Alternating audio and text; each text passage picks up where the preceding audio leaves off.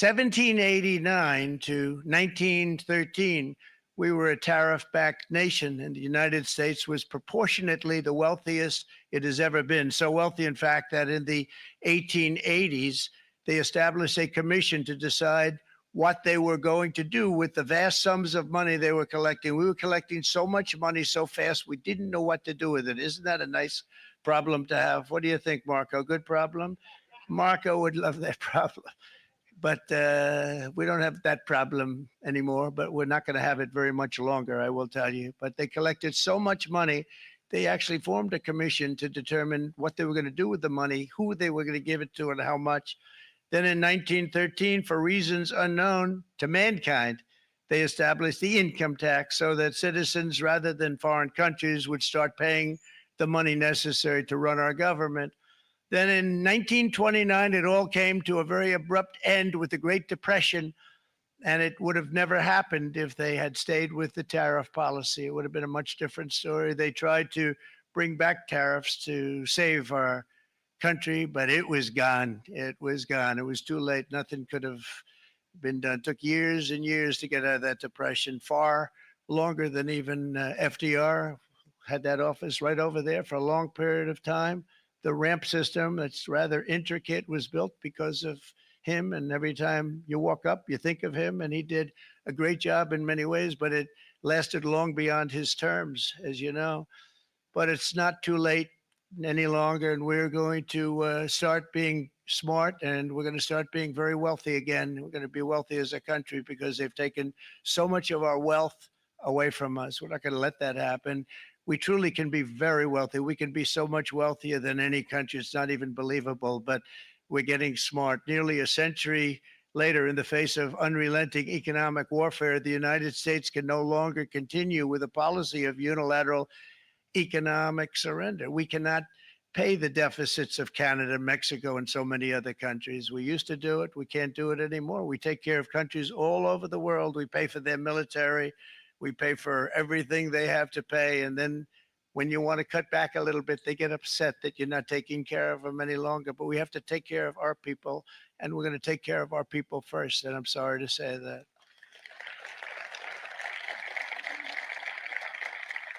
And today we're standing up for the American worker, and we are finally putting America first.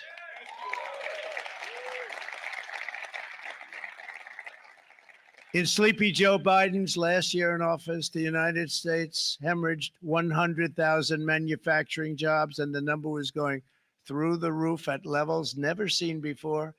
And our trade deficit reached a record $1.2 trillion, which is unheard of. Since the beginning of NAFTA, the worst trade deal ever made. It was a horror show. I was able to terminate it. They all said you'd never be able to get it out. We had to get approval from Congress to get it terminated. We had to live with that deal. It was the worst trade deal ever made by far. But since the very beginning of NAFTA, our country lost 90,000 factories. Think of what that is, 90,000. Think about putting a map up and putting text on it. You wouldn't have enough room. 90,000. I said, is that possible? We had it checked 4 different times, and it was actually somewhat higher than that. And 5 million manufacturing jobs were lost while racking up trade deficits of $19 trillion. That was the worst trade deal ever made. As a result of these gigantic losses, foreign nations now own 26 trillion. In other news, Florida residents are going to be happy to hear this. It just came out. There's a new website where any own of their own foreign assets or other foreign assets. The United States can no longer produce enough antibiotics to treat our sick. We have a tremendous problem. We have to go to foreign countries to treat our sick. If anything ever happened from a war standpoint, we wouldn't be able to do it. We import virtually all of our computers, phones, televisions, and electronics. We used to dominate the field, and now we import it all from different countries. A single shipyard in China now produces more ships every year than all of the American shipyards combined. Think of that. And it was a business that we used to dominate. We used to dominate it totally. In short, chronic trade deficits are no longer merely an economic problem. They're a national emergency that threatens our security. and our very way of life. It's a very great threat to our country. And for these reasons, starting tomorrow, the United States will implement reciprocal tariffs on other nations. It's been a long time since we even thought of that. We used to think about it a lot. We didn't think about it for many decades, and you see what's happened. For nations that treat us badly, we will calculate the combined rate of all their tariffs, non-monetary barriers, and other forms of cheating. And because we are being very kind, we're kind people, very kind. You're not so kind when you got ripped off with your salaries. My auto worker friends and my Teamster friends and all of the unions that typically voted Democrat, they're not voting Democrat anymore because worker, whether union or non-worker, they're for the Republicans now. That's what happened. But we will charge them approximately half of what they are and have been charging us. So the tariffs will be not a full reciprocal. I could have done that, yes, but it would have been tough for a lot of countries. We didn't want to do that. I'd like to see the chart if you have it. Could you bring it up, Howard? This is our great Secretary of Commerce, Howard Lutnick. Thanks, Howard. So if you look at that, China, first row, China, 67%. That's tariffs charged to the USA, including currency manipulation and trade barriers. So 67%, I think you can, for the most part, see it. Those with good eyes, with bad eyes. We didn't want to bring, it's very windy out here. We didn't want to bring out the big charts because it had no chance of standing. Fortunately, we came armed with a little smaller chart. So 67%. So we're going to be charging a discounted reciprocal tariff of 34%. I think, in other words, they charge us, we charge them less. So how can anybody be upset? They will be because we never charge anybody anything. But now we're going to charge. European Union, they're very tough, very, very tough traders. You think of European Union, very friendly. They rip us off. It's so sad to see. It's so pathetic. 39%, we're going to charge them 20%. So we're charging them essentially half. Vietnam, great negotiators, great people. They like me, I like them. The problem is they charge us 90%. We're going to charge them 46% tariff. Taiwan, where they took all of our computer chips and semiconductors. We used to be the king, right? We were everything. We had all of it. Now we have almost none of it, except the biggest company is coming in. We're going to end up with almost 40%. Lee Zeldin's working to get their approvals. And it's an amazing company. Mr. Wei, of one of the great companies of the world, actually, they're coming in from Taiwan, and they're going to build one of the biggest plants in the world, maybe the biggest for that. But 64%, we're going to charge them 32%. Japan, very, very tough, great people. And again, I don't blame the people for doing it. I think they're very smart in doing it. I blame the people that sat right in that Oval Office, right over there, right behind the Resolute desk or whichever desk they chose. Japan, 46%. They would charge us 46% and much higher for certain items like cars, little items like cars. 46%, we're charging them 24%. India, very, very tough, very, very tough. The prime minister just left, and he's a great friend of mine, but I said, you're a friend of mine, but you're not treating us right. They charge us 52%. You have to understand, we charge them almost nothing for years and years and decades. And it was only 7 years ago when I came in, we started with China and charged them. We took in hundreds of billions of dollars from China in tariffs. And they understood, honestly. President Xi understood. He said, look, I understand. And the other countries, and they all understand. We're going to have to go through a little tough love, maybe, but they all understand. They're ripping us off, and they understood it. Prime Minister of Japan, Shinzo Abe.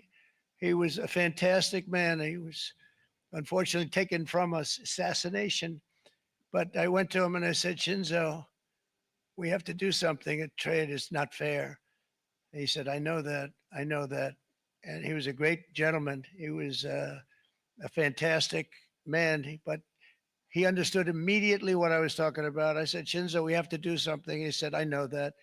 And we worked out a deal, and it would have been a much better deal, but Frankly, there were many years left on the deal that was made previous to my getting there, but it was something. If you look at Switzerland, 61% to 31%, Indonesia, Malaysia, Cambodia. Oh, look at Cambodia, 97%. We're going to bring it down to 49. They made a fortune with the United States of America. United Kingdom, 10%, and we'll go 10%. So we'll do the same thing. South Africa, 60%, 30%, and they've got some bad things going on in South Africa. You know, we're paying them billions of dollars and we cut the funding because a lot of bad things are happening in South Africa. The fake news ought to be looking at it. They don't want to report it. Brazil, 10%, 10%. Bangladesh is 74%. So you see what's going on. Pakistan, 58%. Sri Lanka, 88%. So what we're doing is we're taking not the full, we could take the full 88%. Thanks a lot, Harold. He's doing a very good job. How's he doing? All right. I think you better take it with you. It's not going to last very long. He's going to put it, it's going to follow you down with the wind. I brought a hat just in case it got too windy, but here, would anybody like a hat? I'm not giving it to a cabinet. I'm giving it to the auto workers. Come here.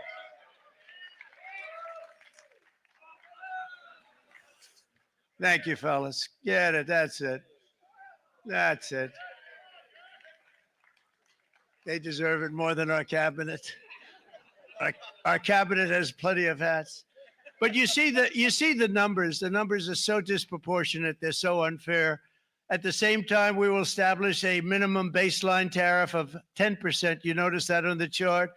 And that'll be on other countries to help rebuild our economy and to prevent cheating. So we're going to have a minimum of cheating, and we're going to be very severe on the people that at the gate that watch the tariffs and watch the product coming in, because there's been a lot of bad things happening at the gate because the money is so enormous that you're talking about. There's never been probably anything like it in terms of the enormity. And there are a lot of bad things happen at the people that do the check-in, and they're looking at 10-year jail sentences if they do play. We're going to treat them so good, but if they cheat, the repercussions are going to be extremely strong. Foreign nations will finally be asked to pay for the privilege of access to our market, the biggest market in the world. We're right now the biggest market in the world. We had a great country 4 years ago in terms of the economics. We were doubling up on China. We were doing so well. Nobody was going to catch us, but so much of it slipped away over the last 4 years under Biden. I campaigned on this policy throughout last year, and today that promise was made, and it was also a promise, as you know, that was kept. Promises made, promises kept. To any company that objects to our common sense reciprocal tariffs, again, reciprocal, back and forth, back and forth. And I call this kind reciprocal. This is not full reciprocal. This is kind reciprocal. But what we do is we cut it in half. We charge them. My answer is very simple. If they complain, if you want your tariff rate to be zero, then you build your product right here in America, because there is no tariff if you build your plant, your product in America. And we've seen companies coming in like we've never seen before.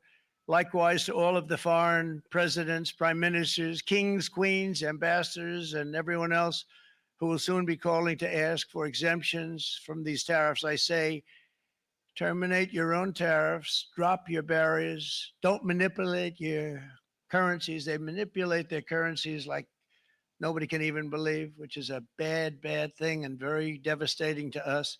And start buying tens of billions of dollars of American goods. Tariffs give our country protection against those that would do us economic harm. And many people were looking to do us economic harm. Maybe not so obviously, but they were doing tremendous economic harm. But even more importantly, they will give us growth. These tariffs are going to give us growth like you haven't seen before. And it'll be something very special to watch. I am so looking forward. And Brian, it's going to happen even faster than you said. You know, you might say, but it's already started. It's already started. Work's already begun on plants all around the country. And you see that it's before. These are big, rich companies. We have $61 billion started on a big plant going up. It's going to be announced over the next 2 days, and they already started work. Many of these the biggest companies in the world, they've committed to build, build, build. We're going to build, build, build, sir. And they came here to see me, and wanted to know if they could have a press conference. I do as many as I can. I'm pretty busy trying to stop Russia and Ukraine and the Middle East. We got to stop that. We got to stop the Houthis, which we're making tremendous. They like shooting ships down and out of the water, sinking ships. They get a kick out of it, but they're not getting such a kick out of it now, are they, Mr. Secretary? They're not getting such a kick out of that now. But here are just a short list of some of the companies that have already announced and committed to investment. And this is a company that built its factories and its plants in China. Apple is going to spend $500 billion. They never spent money like that here. They're going to build their plants here. SoftBank, OpenAI, and Oracle, great companies, are investing $500 billion almost immediately. NVIDIA, a hot company, is investing hundreds of billions of dollars. They just announced. TSMC, the biggest, most important company in the world of chips from Taiwan, with no investment from us, is investing $200 billion. And they said the reason was, number one, the election of November 5th, and number two, the tariffs. They don't want to pay the tariffs, and the way they're not paying it is to build their plant here. So we're going to go from almost no percentage. We used to have 100% of the chip market. Now it's all in Taiwan. Almost all of it's in Taiwan, a couple of other countries, but mostly in Taiwan. And think of it, we had 100%. We lost it because of people in that office that didn't do their job. They allowed it to be stolen from us. Johnson & Johnson, great company, $55 billion. Eli Lilly, $27 billion. Meta is investing $500 billion. Wow. The Mac is investing $20 billion. CMA, CGM, $20 billion. And then you have Merck and Clarios, Stellantis, General Motors, GE Aerospace, Honda, Nissan, Hyundai are all putting in billions and billions of dollars, and they're committed 100%. So. And we've never had, and this is after 2.5 months. This is after just a short, this all took place as soon as we came out with what everybody wanted to do. You know, I watched a gentleman today on television, used to work with Lee Iacocca, a very respected automobile person, and he said, you know, because they're asking people, they try and get as many negative people as they can, but they can't find them too much. It's pretty hard to find in terms of what we're doing, especially when they see all this investment. They said, so tell me, what do you think of what Trump is doing from the automobile standpoint? He said, I can't believe it. Somebody is finally, he's an older guy, real pro, really top guy with Lee Iacocca. He said, I never thought I'd see the day when this would happen, where somebody had the courage to go and do what has to be done. This is transforming our nation. Our entire nation is going to be transformed, not only with the cars, but on every single other item that's built. We're going to become an industrial powerhouse. And he said that so beautifully today. In fact, I'm going to find out, I'm going to get a tape. And Bruce, I'm going to get that tape and I'm going to send it to you out in Long Island, and you're going to play it for the people. And all your union workers and your non-union workers out there, you got a pretty even split. But we have, so far, it looks like we're going to have about $6 trillion of investments. And you wouldn't do that in years in this country over the last number of years. $6 trillion, and that's going to be much higher by the end of the year. And think of what $6 trillion is. You wouldn't have even a small percentage of that under this other system. We're going to be an entirely different country, and it's going to be fantastic for the workers. It's going to be fantastic for everyone. There will never have been a transformation of a country like the transformation that's already happening in the United States of America. It's an incredible thing to watch, and it's incredible to meet with the top people that you read about, very wealthy people, or people that are great managers and executives and presidents of big public companies, and to watch the enthusiasm they have now that they didn't have. They gave up on our country. They went to foreign countries and they built. Companies are pouring into our country at levels never seen before with jobs and money. to follow, and it's really beautiful. In the coming days, there will be complaints from the globalists and the outsourcers and special interests and the fake news. Always, the fake news will always complain. But never forget, every prediction our opponents made about trade for the last 30 years has been proven totally wrong. They were wrong about NAFTA. They were wrong about China.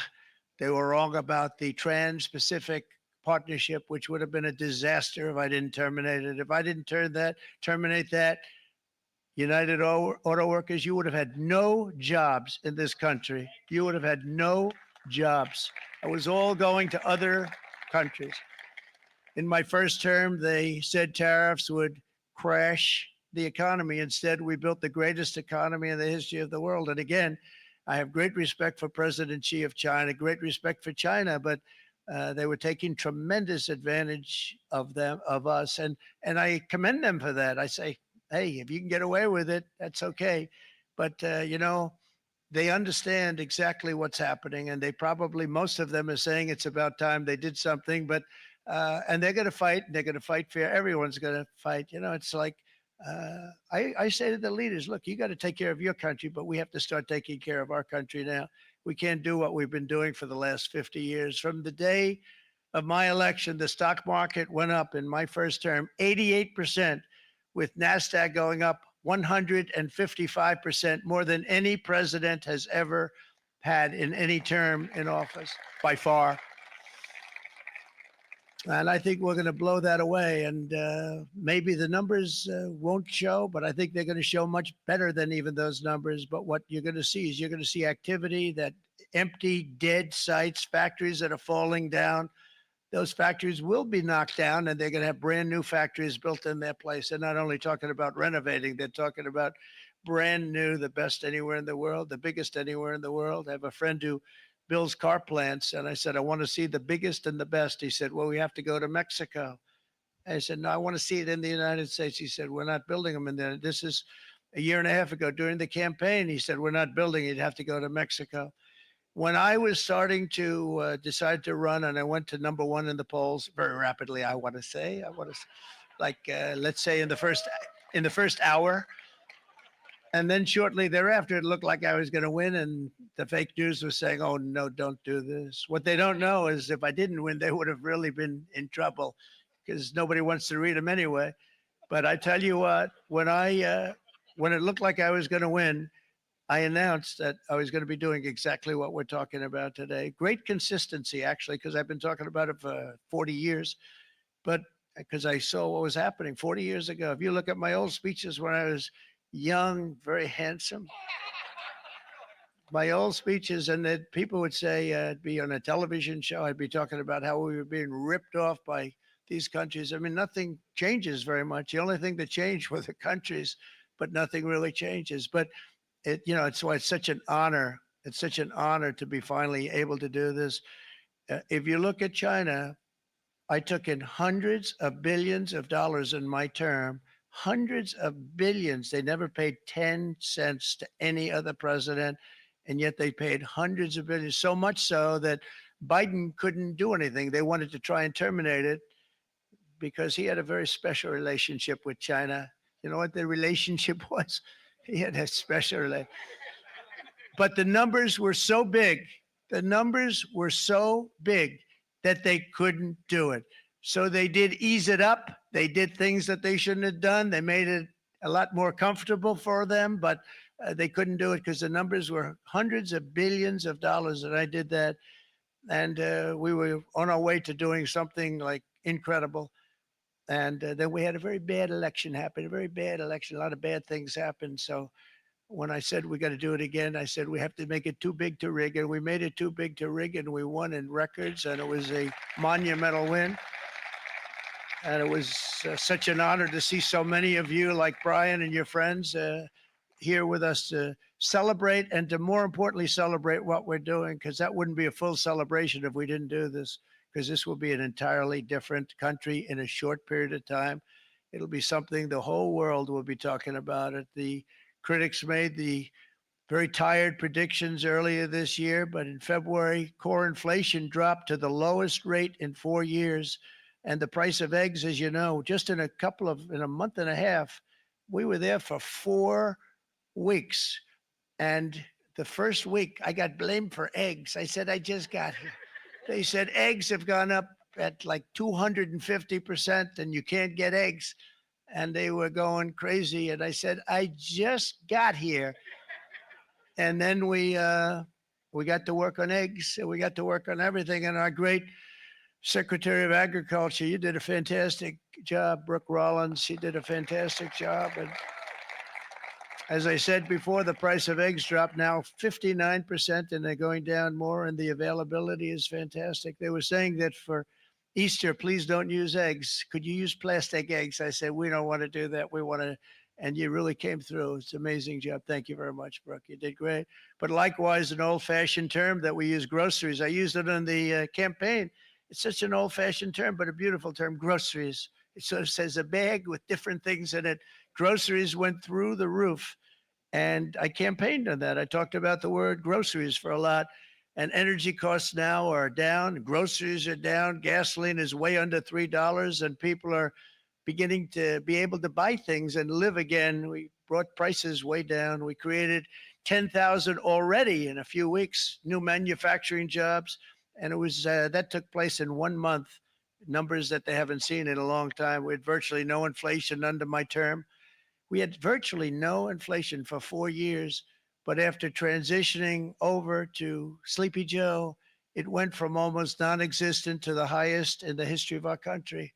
They're the highest inflation in the history of our country, brought up by energy and bad spending and bad policy, and a lot of bad things happened. How about allowing millions and millions and millions of people to pour into our country with open borders, where it's so sad to see even now.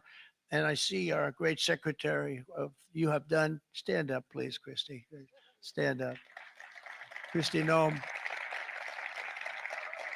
and Tom Homan.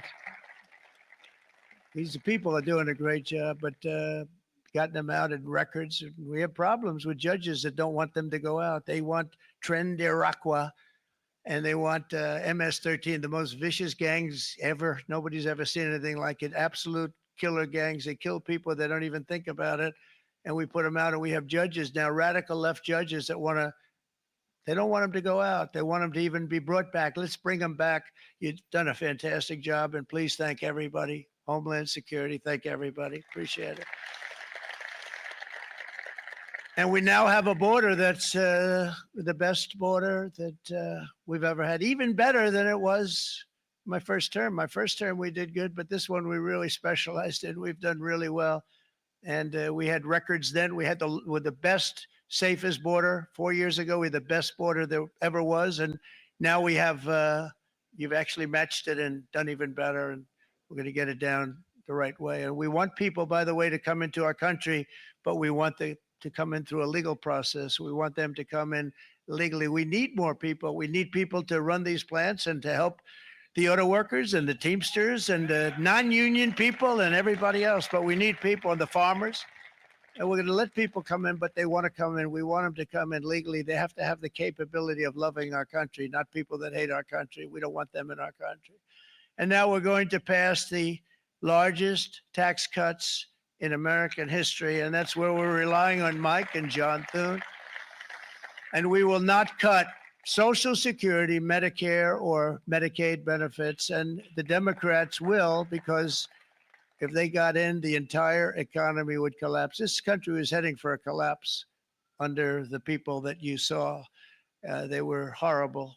I think one of the reasons people like the job, I have my highest approval ratings because I think they're comparing me to the worst administration in the history of our country. So I appreciate that at least.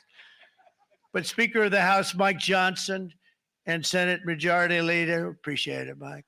John Thune have been fantastic, by the way. But they've been working tirelessly on taking the next step to pass the plan for our one big, beautiful bill. I'd like to name it that if you can. One big, I made that statement about 6 months ago, and everybody calls it one big, beautiful bill. And it will be that. It'll have everything, the big tax cuts and every incentive there is. And it'll be fantastic. And by the way, for the cars, we're asking for an interest deduction on a loan. So if you build the car only in America, we do it, Brian. If the car's not built in America, you don't get the interest rate deduction. But if you build the car in America, if you buy a car, if it's built in America, then you get an interest rate deduction, tax deduction, and that's a big thing. That's going to be a big thing. I think that's going to pay for itself very quickly. That deduction never happened. We've never had anything like that before. Somebody said, "Where do you get the idea?" Because it's so basic. You would think that would have happened a long time ago. It never did, and I'm very happy it didn't, because now I can say that was my idea. But we're going to get us closer to the debt extension. We have to get the debt extension passed, and I know you're going to be able to do that, Mike, and it's very important that you do that. And all of the other things that the Senate budget plan gives us, along with working, because I know they're working together, John and Mike, and the two bills are going very well together. We need to get our shared priorities done, including certain permanent tax cuts. We want the tax cuts to be permanent, spending cuts, energy and historic investments in defense, border, and so much more. We're covering everything. These will be phenomenal. There'll be no bill like this going to straighten. One bill is going to straighten out our country for many, many years to come. And we said, let's just do it and let's get it done. And some guys will love it, and some guys will like it a little bit less because they're not getting what they were exactly looking for, but they're getting a lot. They'll never, if we get this done, it'll be the most incredible bill ever passed in the history of our Congress and Senate and congressmen, the senators and the congressmen, many of whom are here today, will be very proud of themselves. I really believe that it's going to set us on a whole new prosperous path. We're going to cut spending and right size the budget back to where it should be. We're going to do that very strongly. Thank you, Rick. Thank you, John. Thank you. Oh, look at all of our senators over there. Oh boy, that's a nice group of people. But I won't like them so much if they don't get this bill done. That's a great group. And Congressman, thank you very much. I appreciate it. Tremendous people. The Senate plan is my complete and total support, and the House plan likewise is very similar. They're moving along pretty much at the same clip, and as soon as you're ready, you'll show it to me, and I'm sure it'll have my support, Mike. Every Republican congressman and senator must unify. We have to unify. We can't be separated. We have to get it done. We have to get absolutely everything we can, and we have to take care of the American people. That's the only thing that matters. We have to take care of the American people first. We need to pass this bill immediately, get it done, including debt extension. From this day on, we're not going to let anyone tell us that American workers and families cannot have the future that they deserve. We're going to produce the cars and ships, chips, airplanes, minerals, and medicines that we need right here in America. The pharmaceutical companies are going to become roaring back. They're coming roaring back. They're all coming back to our country, because if they don't, they got a big tax to pay. And if they do, I'll be very happy, and you're going to be very happy, and you're going to be very safe. We're going to build our future with American hands, with American heart, American steel, and we're going to build it with American pride like we used to. We're approaching our 100th day as president, and have been given credit by a lot of people, actually, even some of the fake news. Can you believe it? Which in this case, hopefully, isn't fake, for having done more in that time than any other administration in the history of our country in the first 100 days. I think we've had an amazing, in terms of what we've done, what we've gotten accomplished. I'd like to see if we can get that war ended and another war from not starting in the Middle East.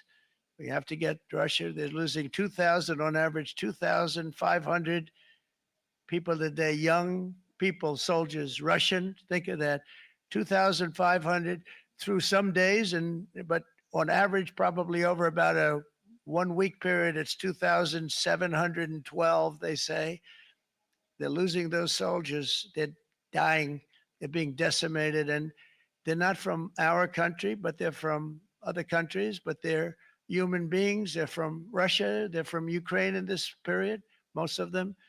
And we're going to get it stopped. It's a senseless war that would have never happened if I was president, and it shouldn't be allowed to go on. And I think we're being given good cooperation by Russia and by Ukraine, but we have to get it stopped. It's humanity. It's humanity. It's a terrible thing. this will be a very big moment. I think you're going to remember today. It's going to be a free nation that we're dealing with. We're going to have a very free and beautiful nation. It's going to be Liberation Day in America, and it's going to be a day that hopefully you're going to look back in years to come and you're going to say, you know, he was right. This has turned out to be one of the most important days in the history of our country.